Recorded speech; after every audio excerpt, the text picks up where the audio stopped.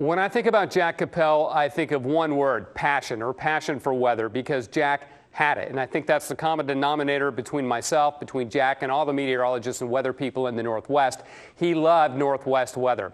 When I first came to Portland, first at K2 and then later here at KGW with Jack, I had just utmost respect for the man because he's out there in a wheelchair doing the weather.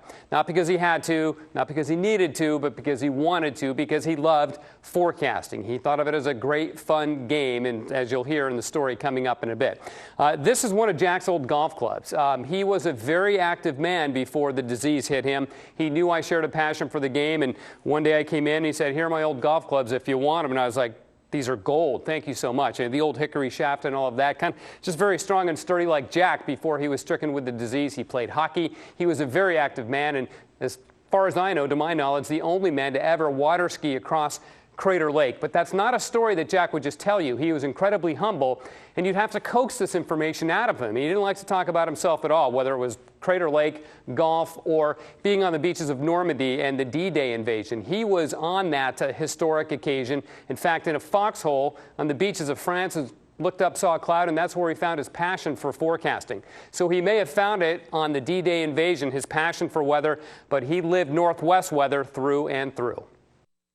Graduating from the fledgling University of Washington Meteorology Department in 1949, Jack was in front of the cameras at KGW from day one, teaming with Richard Ross, Ivan Smith, Tom McCall, and Doug Lemire. In high school basketball, the Franklin Quakers finished third in the Portland Interscholastic League. But we worked together right from the time they turned the switch on.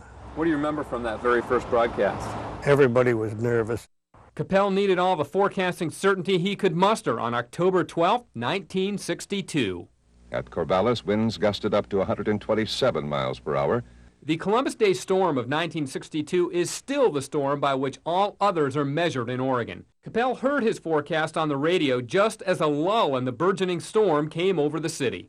I said, "Oh my gosh, what have I said? Where'd that storm go?"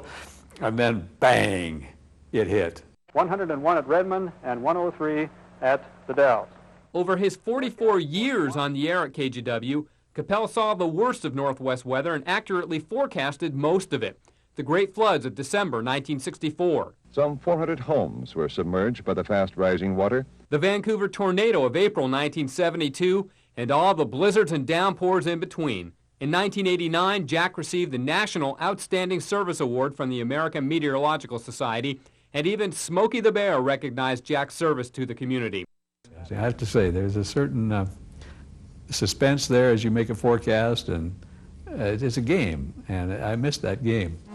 1958 has been called the year without a winter.